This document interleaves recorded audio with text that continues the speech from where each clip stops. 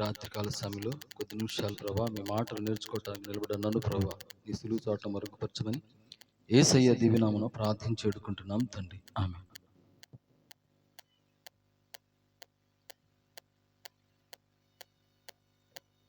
యోహాను సువార్త 14వ అధ్యాయము 6వ వచనాన్ని నేను చదువుతున్నాను. యేసు నేనే మార్గమును సత్యమును జీవమును. ఈ లేఖన భాగంలో చూసినట్లయితే మరి ఈరోజు ఎవరు పుట్టినరోజు? సత్య పుట్టినరోజు. ఈ సత్యను సర్వసత్యంలోకి నడిపించాలి. ఎవరైతే సర్వసత్యంలోకి నడిపిస్తారో వారి విషయమై దేవుడు గొప్ప ప్రణాళిక కలిగిన వాడుగా ఉంటా ఉన్నాడు. నిర్గమకాండము 34వ అధ్యాయం 6వ వచనంలో అంటాడు, కృపా సత్యములు మరి కలిగినటువంటి వాడుగా ఉంటారు. ఎవరైతే సర్వసత్యంలోకి నడిపిస్తారో తన బిడ్డను ప్రశాంత్ స్వీటీ ఆ యొక్క సత్యను ఎక్కడ నడిపించాలి? సర్వసత్యంలోకి నడిపించాలి. నడిపించినప్పుడు దేవుడు గొప్పగా అభివృద్ధిలోకి తీసుకొస్తాడు. ఆ అన్న మరి తన యొక్క కుమారుణ్ణి సర్వసత్యంలోకి నడిపించినప్పుడు ఎప్పుడైతే దేవుని సన్నిధికి తీసుకొచ్చాడో ఆ బిడ్డ అక్కడనే మోకరించినటువంటి అనుభవం కలిగినటువంటి వాడుగా కనపడతా ఉంటాడు. ఇంకొక విషయం చూసినట్లయితే సంఖ్యాకాండము 23వ అధ్యాయము 19వ వచనంలో ఒక మాట రాయబడింది, దేవుడు అబద్ధమాడుటకు ఆయన మానవుడు కాదు. మరి ఈ సత్య కూడా అబద్ధమాడనటువంటి వాడుగా ఉండాలి. ఈ రోజుల్లో మరి చిన్న విషయంలో ఎక్కడున్నా బ్రదర్ అంటే ఎక్కడ ఫోన్ వచ్చింది కాబట్టి ఎక్కడో అమరావతిలో ఉన్నా అంటే ఎందుకో నీకు దగ్గర బలుసుపాట్లో ఉన్నా అని చెప్తారు. ఏమో అక్కడ ఉంటే చెప్పినట్టు మాట యథార్థంగా చెప్పవచ్చు కదా, కానీ చిన్న విషయానికి కూడా అబద్ధం ఆడేస్తాం. కానీ ఆ బిడ్డకి అబద్ధాన్ని నేర్పకూడదు. మనము తల్లిదండ్రులు ఏదైతే మాట్లాడతామో బిడ్డలు అదే నేర్చుకుంటారు. చిన్న విషయం అనుకుంటాం కానీ అది మైండ్లో ఉంచుకుంటారు. ఇంకొక విషయాన్ని చూసినట్లయితే ద్వితీయోపదేశకాండము 32వ అధ్యాయం 4వ వచనంలో చివరి మాట అంటాడు, నీతిపరుడును యథార్థవంతుడిగా. ఆ బిడ్డను సత్యాన్ని ఎలా పెంచాలంటే వారి తల్లిదండ్రులు నీతిపరుడుగాను యథార్థవంతుడిగా పెంచాలి. ఈ రీతిగా పెంచినప్పుడు దేవుడు మాట్లాడుతూ ఉన్నాడు. ఏమిటంటే ద్వితీయోపదేశకాండము 31వ అధ్యాయం 8వ వచనంలో అంటాడు, నీ ముందర నడుచువాడు యెహోవా, ఆయన నీకు తోడై ఉండును, ఆయన నిన్ను విడువడు, నిన్ను ఎడబాయుడు, భయపడవు, సమయం ముందుకుమంటున్నాడు. కాబట్టి ఆ యొక్క సర్వసత్యంలోకి నడిపించినప్పుడు ఈ సత్యకి దేవుడు తోడుగా ఉన్నాడు. అటు దీవెన అటు భాగ్యము కలిగి ఉండాలని కోరుకుంటూ నా మాటలు ముగిస్తున్నాను. దేవుడికి ది మాటలు దీవించుగాక. బిగ్గరగా 2 చేతులు పైకెత్తి స్తోత్రం చెప్పండి. హల్లెలూయా. మంచిది సోదరులు. దానయ్య గారు మంచి 3 విషయాలు చిన్న బిడ్డ విషయంలో జ్ఞాపకం చేశారు. పేరును బట్టి సత్య అనే పేరు, మరి సర్వసత్యములోనికి ఆ బిడ్డ నడిపించబడాలి. అలానే అబద్ధం అనేది ఆ బిడ్డకు అలవాటు చేయకూడదు. ఇంకా ఏం చేయాలా? నీతిమంతుడిగా జీవించడానికి తల్లిదండ్రులు పేరును బట్టి, దేవుడిచ్చిన పేరును బట్టి ప్రవర్తించాలి అని చక్కని మాటలు అందించినటువంటి సోదరులు దానయ్య గారికి ప్రత్యేక వందనాలు తెలియచేస్తున్నాను. మన మధ్య పెద్దలు దామోదరమయ్య గారు వారు కూడా కొన్ని మాటలు అందిస్తారు. తర్వాత మా జాషువా ప్రత్యేకత తర్వాత పాడుతుంది. ఆఖరిలో మోషయ్య గారు రెడీలో ఉండాలి. వారు కూడా ఒక 5 నిమిషాలు.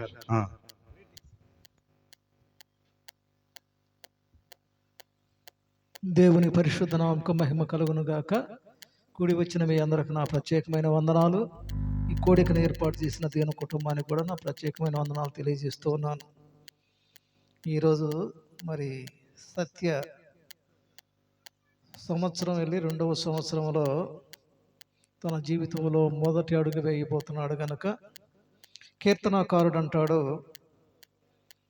సంవత్సరము దయా కిరీటం అంట. ఒక సంవత్సరము దేవుని సన్నిధిలో పెరిగినటువంటి బిడ్డకంటే దయా కిరీటము. కాబట్టి ఆ దయా కిరీటాన్ని ఈ లోకంలో మనం సంపాదించుకోవాలంటే యేసుక్రీస్తు వారిని కలిగి ఉండటమే దయ. ఆయన దయ మనకు తోడుగా ఉంటే మన జీవితంలో మరి అనేకమైనటువంటి విపత్తులను దాటిపోతూ ఉంటాం. దేవుడు దయలేందే మానవుడు ఈ లోకంలో ఏమీ చేయలేడు గనుక దేవుని దయ పొందాలి. ఆ దయా కిరీటాన్ని సంపాదించుకోవాలి. దయా కిరీటాన్ని సంపాదించుకోవాలంటే దేవుని సన్నిధిలో ప్రతినిత్యము మనం ఉండాలి. ఎప్పుడైతే ఆయనతో అంటుకట్టబడి మనం జీవిస్తామో దేవుడు మన పట్ల దయ కలిగి ఉంటాడు.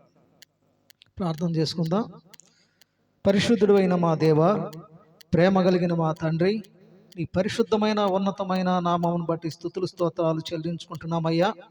ఈ రాత్రికాల వేళ మీ బిడ్డలమైన మేమందరం మీ సన్నిధిలో చేరి ఈ రీతిగా ప్రార్థించడానికి ప్రభా, మీరు ఇచ్చినటువంటి శ్రేష్టమైన సమయాన్ని బట్టి స్తుతులు స్తోత్రాలు ప్రభా. సత్యాన్ని ప్రేమించి ఒక సంవత్సరం అంతా ప్రభా మీ సన్నిధిలో బిడ్డను కాసి కాపాడిన విధానాన్ని బట్టి నీకు స్తోత్రాలు. 2వ సంవత్సరంలో ప్రవేశపెట్టినందుకై నీకు స్తోత్రాలు చెల్లించుకుంటున్నాం. వారి తల్లిదండ్రులను జ్ఞాపకం చేసుకోండి. బిడ్డను పెంచే విషయంలో ప్రభా అనేకమైన జాగ్రత్తలు తీసుకొని ప్రభా మీ సన్నిధిలో బిడ్డ దినదినము ఎదుగునట్లుగా ప్రభా తల్లిదండ్రులకు జ్ఞానాన్ని నేర్పమని, చదవబడిన వాక్యమును ప్రభా మీరు దీవించి ఆశీర్వదించమని, ఇనుసున్న బిడ్డలందరికీ ప్రభా మంచి జ్ఞానము కలిగి వాక్యాన్ని నెమరు వేసుకునే భాగ్యాన్ని అనుగ్రహించి మహిమ పొందమని నజరేయుడైన యేసు పరిశుద్ధ నామములో ఈ మనవలన్నీ అడిగి వేడుకొని ప్రార్థిస్తున్నాం తండ్రి, ఆమేన్.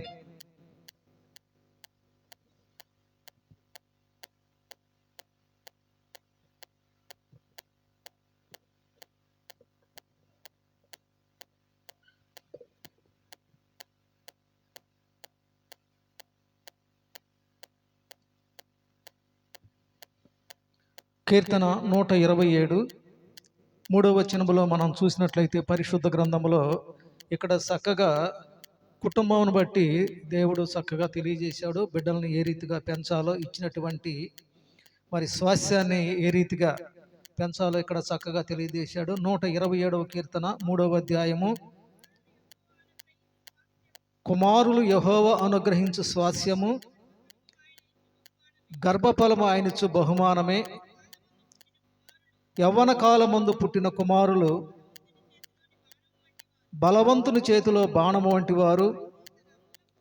వారితో తన అంబుల పొది నింపుకునిన వాడు ధన్యుడు. అట్టి వారు సిగ్గుపడక గుమ్మములో తమ విరోధులతో వాదించుదురు. కొంచెం కింద చదవమ్మా. యెహోవా యందు భయభక్తులు కలిగి ఆయన త్రోవల యందు నడుచువారు ధన్యులు. నిశ్చయముగా నీవు నీ చేతుల కష్టార్జితము అనుభవించదవు. నీవు ధన్యుడవు, నీకు మేలు కలుగును. నీ లోగిట నీ భార్య ఫలించు ద్రాక్షావల్లి వలె నుండును. నీ భోజనపు బల్ల చుట్టూ నీ పిల్లలు ఒలీవ మొక్కల వలె ఉందరు. యెహోవా యందు భయభక్తులు గలవాడు ఇలాగు ఆశీర్వదించబడును. ఇవన్నీ ఎవరైతే కుటుంబంలో చక్కగా నెరవేరుస్తారో వాళ్ళు ఆశీర్వదించబడతారు. ఎందుకంటే ఇక్కడ కుమారులు యెహోవా ఇచ్చు స్వాస్యము, గర్భఫలం ఆయన ఇచ్చు బహుమానం. ఈ లోకంలో ధనవంతులు చాలామంది ఉన్నారు, పేదవాళ్ళు ఉంటారు. అయితే మనకున్నటువంటి ధనాన్ని బట్టి పేదరికం కాదు, కానీ దేవుడు అనుగ్రహించకపోతే మన సొంతగా మనము సంతానాన్ని పొందలేము. ఎన్నో హాస్పిటల్ చుట్టూ తిరుగుతూ ఉంటాం, కొంచెం సమయం లేట్ అయితేనే బిడ్డలు కావాలని ఆశపడుతూ ఉంటాం. కానీ దేవుడు అనుగ్రహించకపోతే ఎన్ని డబ్బులు ఖర్చు పెట్టినా, ఎన్ని చాట్లకు తిరిగినా ఉపయోగం ఏమీ లేదు. కాబట్టి ఇక్కడ ఏమంటున్నాడంటే గర్భఫలం ఆయన ఇచ్చు బహుమానము. యవన కాలమందు పుట్టిన కుమారులు బలవంతుని చేతిలో బాణము వంటి వారుగా పెంచాలి. ఆయన ఇచ్చు బహుమానాన్ని ఏం చేయాలి? చాలా జాగ్రత్తగా పెంచాలి. మనం బహుమానం ఇచ్చినప్పుడు కొన్నిసార్లు మనము చదువుకునేటప్పుడు మంచి బహుమానం రావచ్చు, స్పోర్ట్స్లో మంచి బహుమానం రావచ్చు, రకరకాలైన బహుమానాలు ఈ లోకంలో మనం సంపాదించుకుంటాం.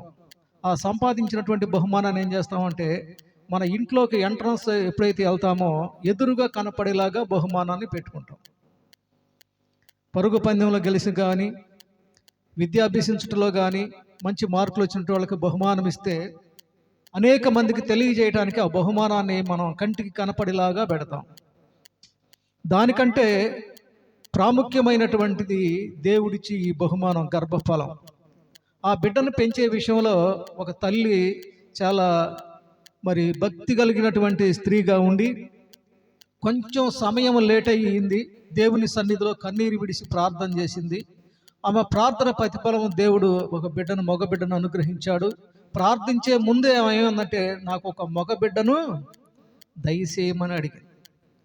ఆ మాటను చదివినప్పుడు దాని ఆత్మీయ అర్థాన్ని తెలుసుకున్నట్లయితే ఇశ్రాయేలు ప్రజలకు అప్పుడు రాజు లేడు, ప్రవక్తలు లేరు, అంతా ఆగిపోయింది. దేవునితోటి మాట్లాడటం కానీ దర్శనాలు కానీ రావటం ఆగిపోయిన సమయంలో అన్న ఏం చేసిందంటే నాకు ఒక మగబిడ్డను దయచేయ, వాడిని నీ సేవకు సమర్పించుకుంటామని దేవుని సన్నిధిలో ప్రార్థన చేసినప్పుడు మనం ఏమనుకుంటాం? బిడ్డలు లేనటువంటి వాళ్ళని ఎవరు పుట్టినా మనకు సంతోషమే. కానీ ఏముందంటే నాకు ఒక మగ బిడ్డను దయచేయమని కోరుకుందంటే దానిలో గొప్ప మర్మము దాగి ఉన్నది. ఎందుకంటే ఇశ్రాయేలు ప్రజలకు దర్శనాల ద్వారా కానీ దేవుడు మాట్లాడట్లేదు. రాజు లేడు, వాళ్ళకి న్యాయాధిపతులు కూడా లేరు. ఆ సమయంలో దేవుని సన్నిధిలో ప్రార్థించి ఒక మంచి ప్రవక్తకు జన్మనిచ్చింది తల్లి. ఆ బిడ్డను పెంచే విషయంలో వాడు బ్రతుకు దినములన్నిట దేవుని సన్నిధిలోకి తీసుకెళ్ళి ప్రవక్త ద్వారా ఆయన సన్నిధిలో విడిచిపెట్టింది పాలిడవగానే. మనం ఏం చేస్తామంటే ఒక బిడ్డ పుడితే లేక వాడిని జాగ్రత్తగా ఎత్తుకొని వాడికి ఏ రకమైనటువంటి చిన్న ఇబ్బంది కూడా కలగకుండా మనం జాగ్రత్తగా చూసుకుంటూ ఉంటాం. అన్న జీవితంలో అట్లాంటి పని అక్కడ జరగల. ఆమె ఏమందంటే నాకు ఒక మగ బిడ్డ కలిగితే నీ సేవ కొరకు ఆ బిడ్డను నేను సమర్పించుతానని మరి ప్రవక్త అయినటువంటి ఏలి దగ్గరికి తీసుకెళ్ళి ఆ సమయలుని ఆయన చేతుల్లో పెట్టింది. అంత పాలు మరిసిన వెంటనే ఆ బిడ్డని దేవుడు 3 సార్లు పిలిచాడు సేవకి. ఎందుకంటే తల్లిదండ్రులు మనం ఏం చేస్తామంటే మన బిడ్డ బాగా చదువుకొని కలెక్టరో లేకపోతే డాక్టరో లేకపోతే ఇంజనీరో గొప్ప మరి విద్యను అభ్యసించి మంచి ఉద్యోగాలు చేయాలని ఆశపడతాం, కానీ దేవుని పరిచర్య చేయాలని ఎవరు కూడా ఆశపడరు. ఎందుకు ఆశపడరు?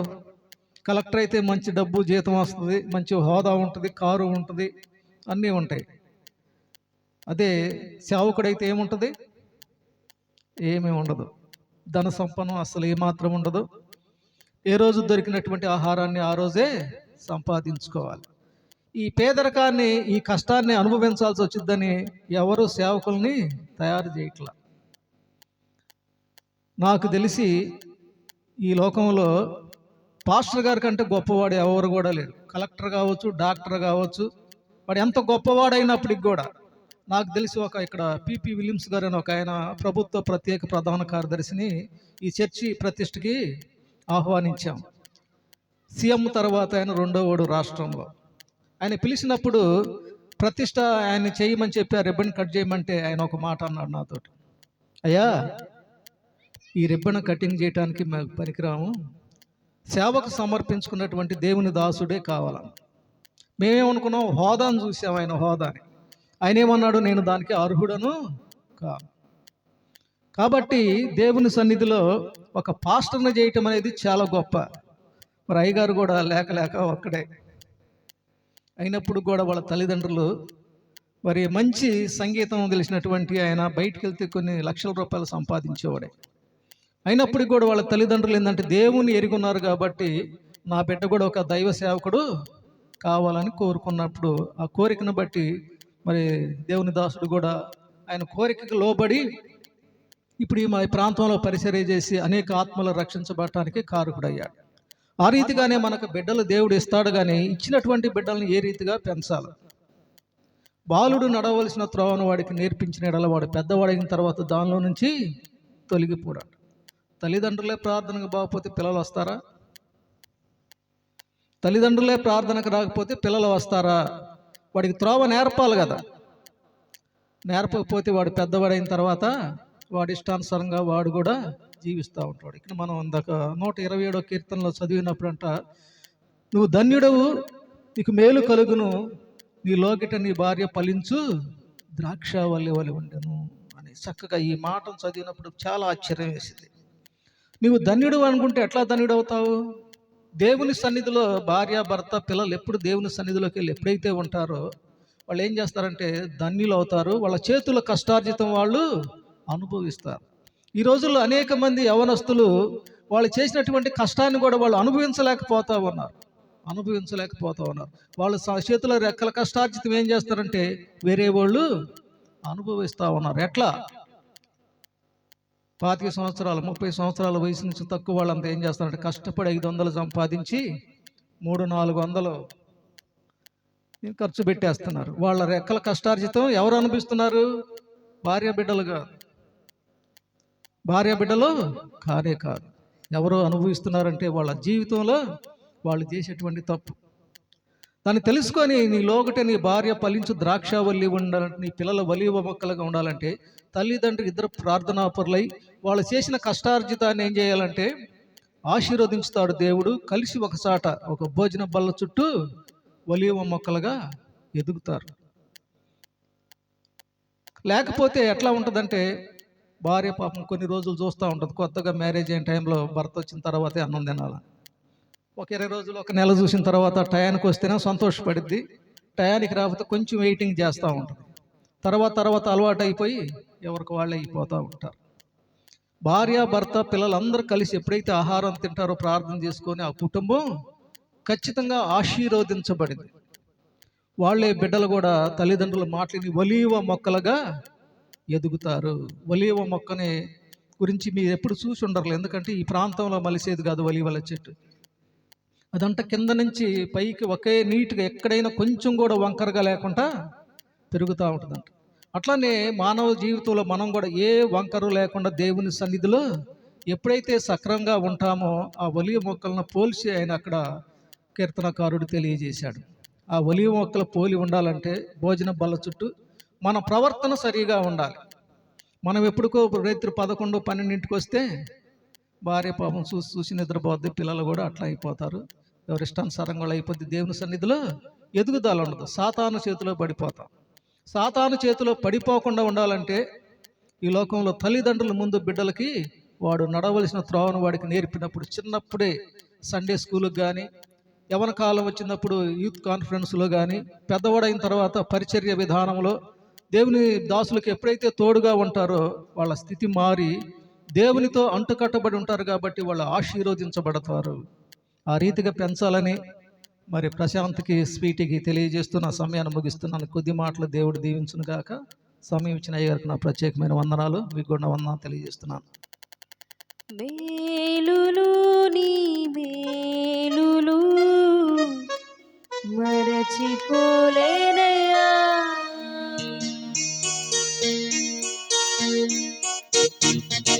మేలులు నీ మేలులు మరచిపోలేనయ్యా, మేలులు నీ మేలులు మరచిపోలేనయ్యా, నా ప్రాణమున్నంత వరకు విడిచిపోలేనయ్యా, నా ప్రాణమున్నంత వరకు విడిచిపోలేనయ్యా, మేలులు మేలులు మరచిపోలేనయ్యా.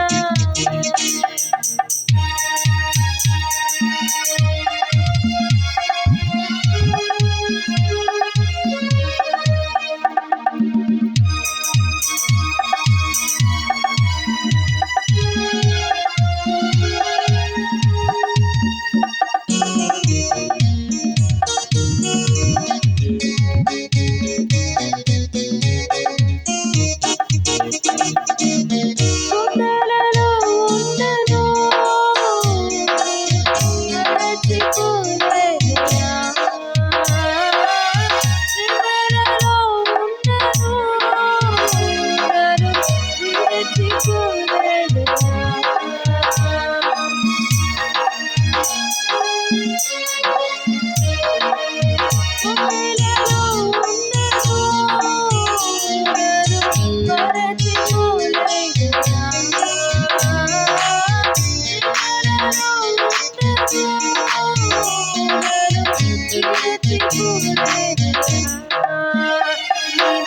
ఉండను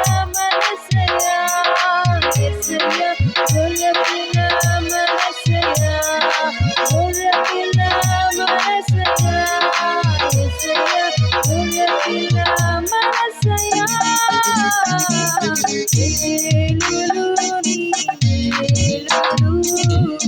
మరచిపోలేనయ్యా నా ప్రాణమున్నంతవరకు మరచిపోలేనయ్యా నా ప్రాణమున్నంతవరకు మరచిపోలేనయ్యా.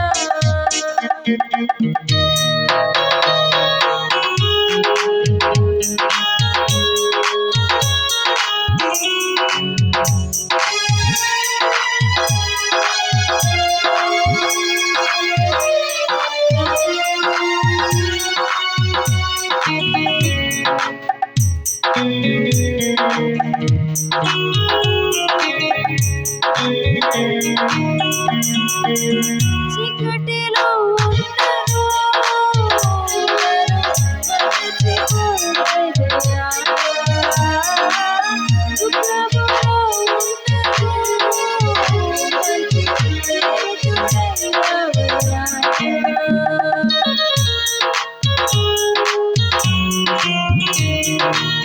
చీకటిలో ఉన్నను మరచిపోలేనయ్యా. దుఃఖములో ఉన్నను మరచిపోలేనయ్యా. నీకు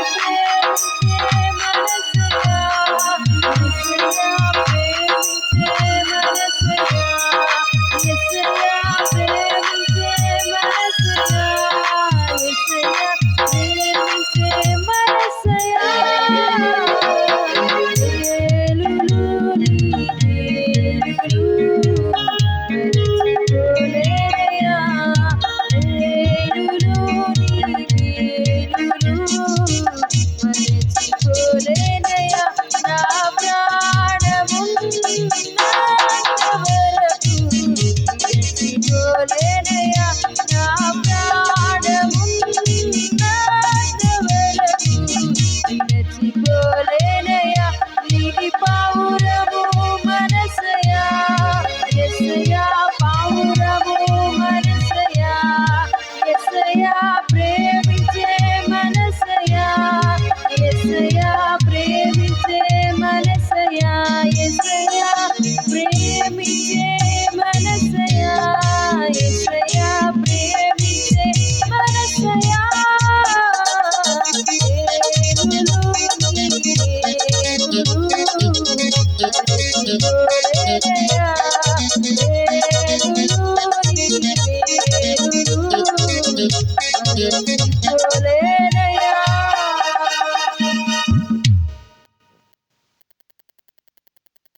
స్తోత్రం చెప్పండి, హల్లెలూయా. అమ్మ మైక్ అక్కనే ఉంచండి. స్తోత్రం చెప్పండి ఒకసారి బిగ్గరగా, హల్లెలూయా. మా గుడిపూడి నుంచి వచ్చినటువంటి సహోదరులు ఎవరైనా 2 చరణాలు పాట పాడితే అవకాశం పాడండి. మా ఊరోళ్ళకి ఇవ్వకపోతే మాకు న్యాయం కాదు. ఎవరైనా పాడేవారు పాడండి. 2 చరణాలు త్వరగా. ఎవరు పాడతారు? పాడేవాళ్ళు మైక్ వేయండమ్మా త్వరగా.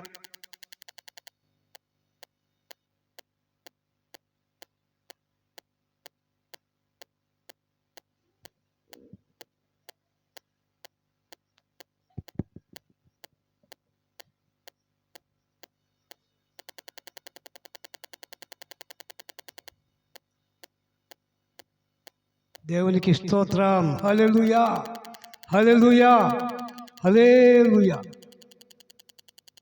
ప్రేమైనటువంటి దేవుని యొక్క బిడ్డలారా, మరి ఈ రోజుకి ఏడాది బిడ్డ అంటే సంవత్సరం బిడ్డ అయ్యి 2వ సంవత్సరంలో ప్రవేశిస్తూ ఉన్నాడు చిన్న బిడ్డ. బిడ్డ పేరేటమ్మే సత్య. సత్య గురించి మరి నాకంటే ముందుగా సత్య సత్య అనేటువంటి మాటను వాడుతూ మరి సహోదరులు చాలా చక్కగా బాబు గురించి ఆస్వాదించారు, దీవించారు. సకల దీవెనలు ప్రభు బిడ్డపై ప్రభు కుమ్మరిస్తాడు. సరే, ఈ ప్రశాంతి స్వీటి వీరిరువురికి కలిగినటువంటి పుత్రుడు, ఈ పుత్రుడు రాజపుత్రుడు. ఈ పుత్రుడు రాజపుత్రుడు. ఈ పుత్రుడు వారి యొక్క నట్టింట తారాడుతున్నప్పుడు ఆ తల్లి తండ్రి వారి యొక్క ఆనందం పట్టలేనటువంటి ఆనందం, అంతులేనటువంటి ఆనందం. ఎందుకంటే ఏ తల్లిదండ్రులు అయినా ఎవరైనా బిడ్డని వాళ్ళు ఇంట్లో తారాడేటప్పుడు చాలా సంతోషంగా ఆనందంగా మరి వాళ్ళు ఎంతో ఆనందాన్ని అనుభవిస్తూ ఉంటారు. అలాగే బిడ్డ చిన్న బిడ్డప్పుడు ఆ తల్లిని ఆ బిడ్డ ఎంతో సంతోషపెడుతూ ఉంటాడు, ఎంతో ఆనందంగా. ఆ పాలు ఇచ్చేటప్పుడు కానీ, లేకపోతే ఆ బిడ్డని ముద్దెట్టుకునేటప్పుడు కానీ, ఆ బిడ్డ గురించి ఎవరికైనా చెప్పేటప్పుడు కానీ ఎంతో ఆనందంగా నా కుమారుడు, నా పుత్రుడు ఇలాంటి స్థితిగా ఉన్నాడు, ఇలాంటి తెలివితేటలు కలిగినటువంటి వాడు, ఇలాంటి స్వభావం వాడికి వస్తుంది, ఇలాంటి మాటలు వాడు మాట్లాడగలడు అనేటువంటి తల్లి ఎంతగానో కొనియాడుతూ ఉంటుంది, బిడ్డలు ఎంతగానో కొనియాడుతూ ఉంటుంది. అందుకే రాజపుత్రిక, ఆ బిడ్డ రాజపుత్రుల్లా ఉండాలని, అలా పెంచాలని, అలా సంఘంలోనూ సమాజంలోనూ పేరుగాంచాలని తల్లి ఎంతో మక్కువగా కోరుకునేటువంటి తల్లి. ఎవరైనా అలాంటి స్థితిని కలిగి ఉంటారు. కాబట్టి మనం ఒక మాటను ధ్యానం చేసుకొని పరమగీతం 4వ అధ్యాయము 10వ మాటలో నేను చదువుతాను.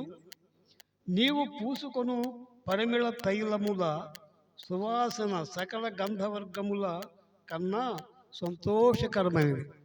అంటే ఆ బిడ్డకి అటువంటి తైలంతో, పరిమళమైనటువంటి తైలంతో పూసి ఆ తల్లిదండ్రులు ఎంతగానో ఆనందిస్తూ ఉంటారు, అంతటి ఆనందాన్ని పొందుకుంటారు. అలాగే నీవు సుగంధ తైలం కంటే మంచి పేరు మేలట. సుగంధ తైలం కంటే మంచి పేరు.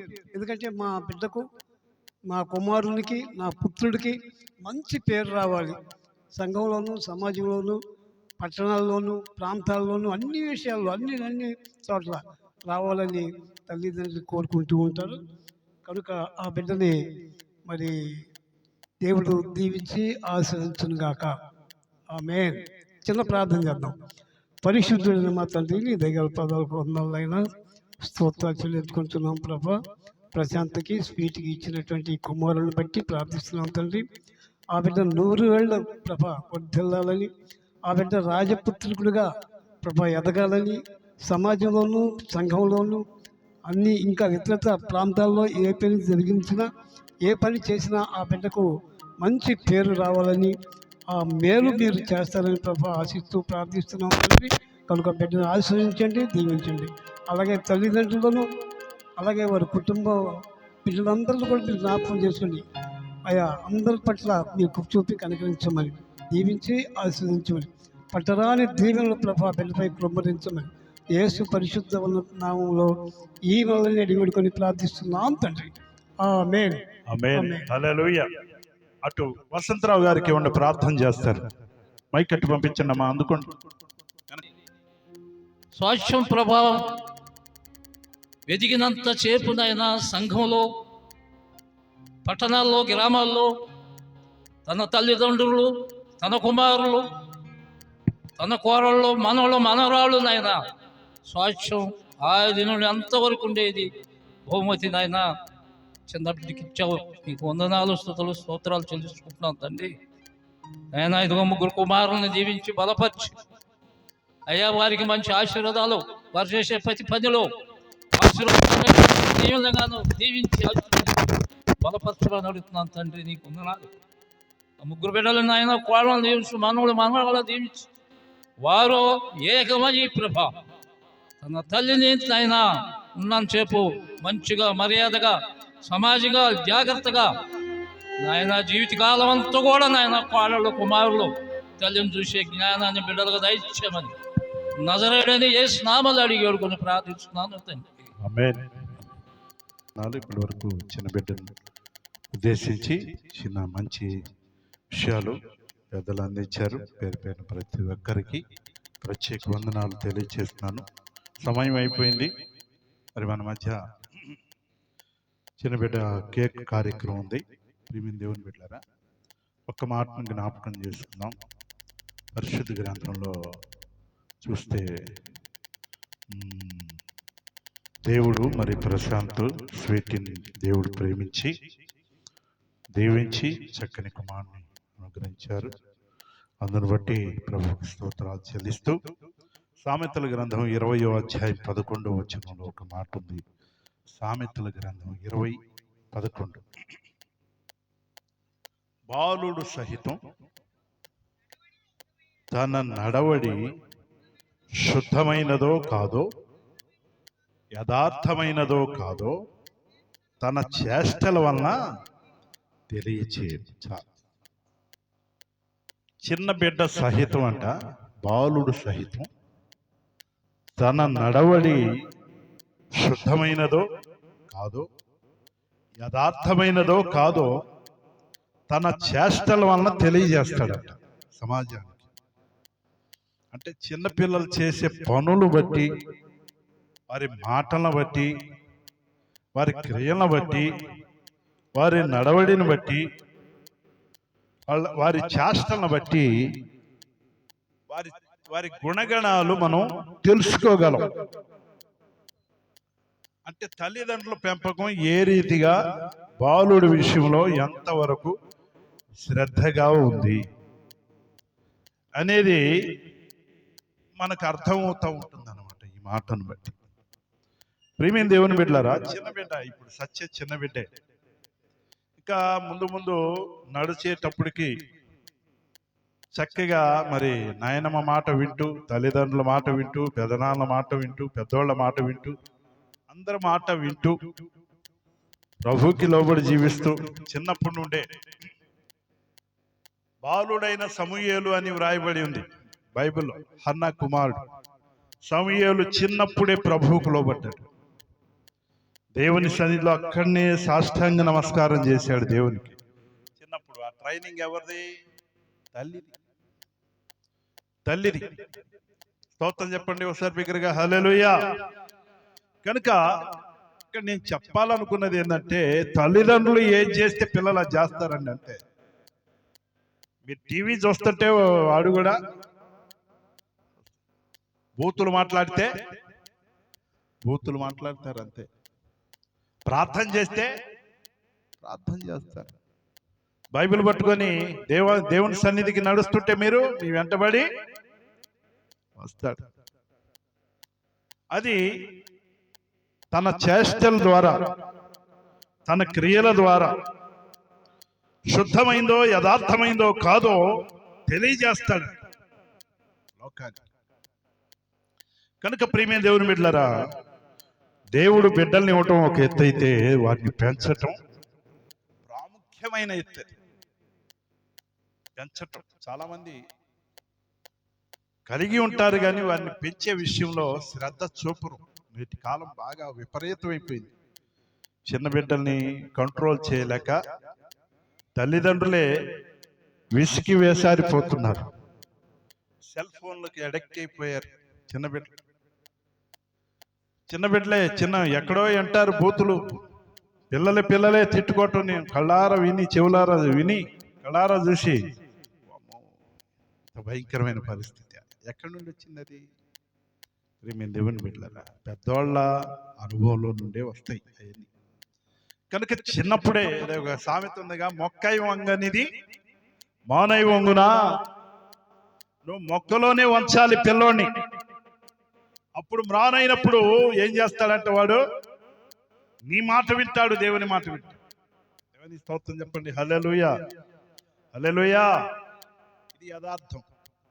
కనుక తన క్రియల ద్వారా, చేష్టల ద్వారా అది యథార్థమైందో కాదో, శుద్ధమైందో కాదో, బాలుడు సహితం తన నడవడి శుద్ధమైందో కాదో చేష్టల ద్వారా తెలియజేస్తాడట. మనం తెలుసుకోగలం. కొంతమంది ఒక 10 మంది వచ్చి ఉన్నారు పిల్లలు, వాళ్ళలో బాగా అల్లరి చేసేవాళ్ళు ఉంటారు. అబ్బా అమ్మ వీళ్ళని అసలు తట్టుకోలేవురా బాబా అని మనమే అనుకుంటాం. అమ్మ వాళ్ళ తల్లిదండ్రులు అసలు సరైన కంట్రోల్లో పెట్టరండి అని అనుకుంటాం మనం. కొంతమంది ఆడుకుంటూ ఉంటారు, అందరితో కలిసే ఉంటారు, కానీ నెమ్మదిగా నిమ్మళంగా ఉంటారు. వారి ప్రవర్తన వేరుగా ఉంటుంది. ప్రేమ దేవుని బిడ్డలారా, వారి నడవడి వేరు, వారి తల్లిదండ్రుల ట్రైనింగ్ వేరు. పిల్లలన్నాక అందరు కలిసి ఆడుకుంటారు, అందరు కలిసి చదువుకుంటారు, అందరు కలిసి అన్ని పనులు చేస్తూ ఉంటారు చిన్నప్పటి నుండి. అలాంటి అప్పుడు ప్రేమ దేవుని బిడ్డలారా, ఎవడు సరైనోడో, ఎవడు మంచోడో, ఎవడు నేర్పరో, ఎవడు యథార్థంగా జీవిస్తున్నాడో, ఎవడు శుద్ధమైన మనసుతో ఉన్నాడో, ఎవడు మంచి చేష్టలు గలవాడో మనం గమనిస్తాం కదా. కనుక నిజమైన సంతోషం తల్లిదండ్రులకు పుత్రుని విషయంలో ఎప్పుడంటే, సుమతి శతకంలో మనం ఎప్పుడు చెప్పుకుంటా ఉంటాం ఏంటంట, పుత్రోత్సాహంబు నాడు ఏంటంట, పుత్రుడు జన్మించగానే పుట్టదు, జనుల పుత్రుని కనుగొని పొగడగా పుత్రోత్సాహము నాడు పొందదే సుమతి. అంటే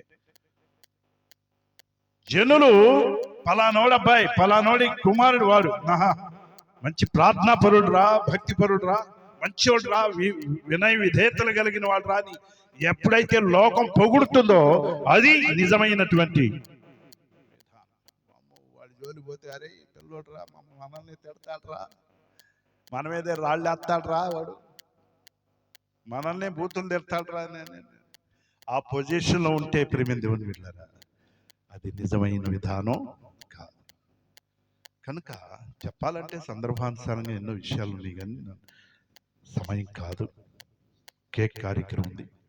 ఒక్క విషయం నేను జ్ఞాపకం చేస్తాను. పరమ తండ్రి అయిన దేవుడు మానవ మాత్రులమైన మనందరినీ, లోకమంతటిని ప్రేమించి మనందరి కొరకు ఒక చక్కని కుమారుని పంపించాడు. ఎవరాయన చెప్పండి, చెప్పండి, యేసయ్య. చెప్పండి, బిగ్గరగా చెప్పండి, యేసుక్రీస్తు ప్రభువారు. ఆయన్ని మనం ఏం చేయాలంట, కీర్తన గ్రంథం 2వ అధ్యాయం 12వ వచనంలో ఉంది. ఏందది? కీర్తనలు 2:12. కుమారుని ముద్దు పెట్టుకునుడి, లేని ఎడల ఆయన కోపించును, అప్పుడు మీరు త్రోవ తప్పి నశించెదరు, ఆయనను ఆశ్రయించి వారందరూ ధన్యులు. స్తోత్రం కలుగును గాక. దేవునికి స్తోత్రం చెప్పండి. హల్లెలూయా. దేవుడు మనకు అనుగ్రహించినటువంటి శిష్యుడు ఎలాంటి వాడంటే, కుమారుడు ఎలాంటి వాడంటే, 9:6 యెషయా గ్రంథంలో వ్రాయబడిన ప్రకారం ఏలయనగా మనకు శిశువు పుట్టెను. ఎవరికండి? మనకందరికీ, లోకమంతటికి తండ్రి అయిన దేవుడు ప్రేమించి అనుగ్రహించినటువంటి కుమారుడు. ఏలయనగా మనకు శిశువు పుట్టెను, మనకు కుమారుడు అనుగ్రహించబడెను, ఆయన భుజం మీద రాజ్యభారం ఉండును.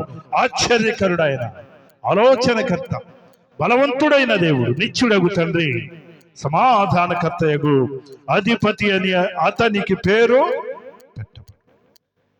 ఇంకా 4 రోజులు పోతే 6వ నుండి మన సంఘాల్లో ఎక్కడ పట్టినా ఏం జరుగుతాయి? యేసుక్రీస్తు ప్రభు వారి యొక్క జన్మదినోత్సవ శుభ సందేశ కూడికలు జరుగుతాయి. మరి మన దీన సంఘాలు గుడిపూడిలోనే తెల్లవారుజామున ఏర్పాటు చేసాం. ఇక్కడే మనకు వెంటనే ఇళ్ళమ్మటే జరుగుతాయి కనుక రాత్రులు ఏర్పాటు చేస్తున్నాం. బిగ్గరగా స్తోత్రం చెప్పండి. హల్లెలూయా, హల్లెలూయా. మానవుల రక్షింపను దేవుండు తన కుమారుని పంపెను, మన శరీరము దాల్చెను, ఆ ప్రభువు మన పాపముకు దూరుడే. దేవుని ప్రేమ ఇదిగో, జనులార భావము కేవలము నా పరలోక జీవంబు మన కబును. బారు చేతులు పైకెత్తి ఒకసారి యేసయ్యకి స్తోత్రం చెల్లిద్దాం. హల్లెలూయా. దేవుడు మనకి ఇచ్చిన బిడ్డల్ని ముద్దు పెట్టుకొని వాడు ఆగంగా ముక్కులం శివుడి గారుతున్నా బుర్రలో బొర్లాడొచ్చిన దుమ్ము జర రాసుకొని వచ్చిన ఏం చేసినా బాబా నా బిడ్డే, నా బాబే, నా బంగారమే, అదే ఇదే. ఎవడన్నా కొట్టాను తిట్టొచ్చేవాడు, నా బాబే భలే పని చేసి వచ్చేవారా, తిట్టొత్తే కొట్టొత్తే. అట్లా ట్రైనింగ్లు ఇచ్చారనుకో, రాను వాడు కొట్టి రావటం కాదు, ఏదైనా చేసి వస్తాడు, నీ నెత్తి మీద తెస్తాడు లేనిపోయింది. అర్థమైందా? చిన్నప్పటి నుంచి వంచాలి బిడ్డ.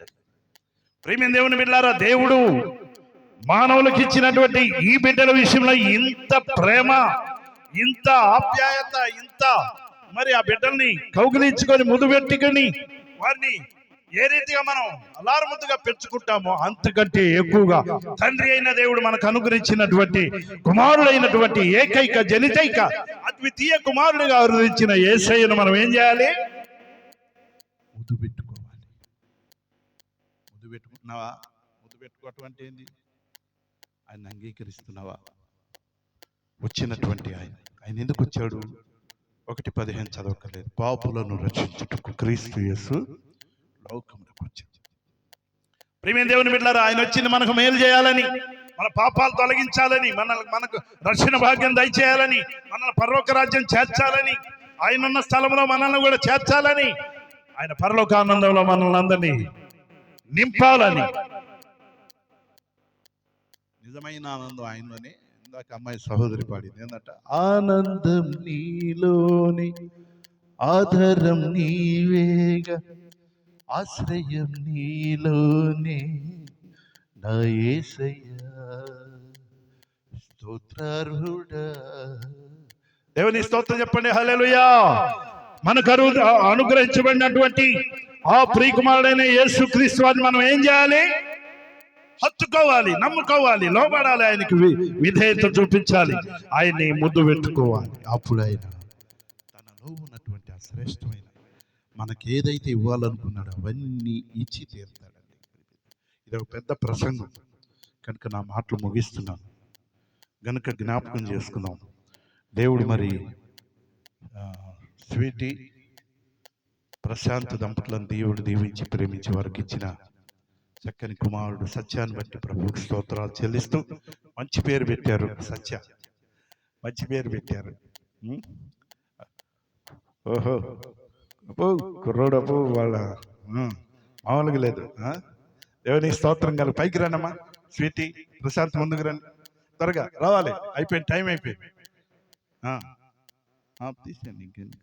కనుక దేవుడు ఆ బిడ్డల్ని దీవించాలని, మెండైన ఆశీర్వాదాలతో పరసంబంధమైన భూసంబంధమైన సకల దేవునితో నింపి నడిపించాలని ప్రభువుని వేడుకుంటూ, కుమారుడుగా హృదయించబడినటువంటి యేసయ్యను ప్రతి ఒక్కరూ ఇప్పటి వరకు నమ్మని వారు ఎవరైనా ఉంటే నమ్ముకోవాలని సభాముఖంగా తెలియజేస్తూ, ఆయన ఉచితంగా ఇస్తున్నటువంటి వరాలని స్వతంత్రించుకోవాలని మీకందరికీ తెలియజేస్తూ నా మాటలు ముగిస్తున్నాను. చిన్న బిడ్డలకు నా శుభాశీస్సులు నా తరపున, మా పాస్టర్ గారి తరపున, మన సంఘం తరపున అందిస్తూ నా దేవుడి మాటలు మనందరి హృదయాల్లో తన పరిశుద్ధాత్మ నీరుగట్టి ఫలింపచేయునుగాక.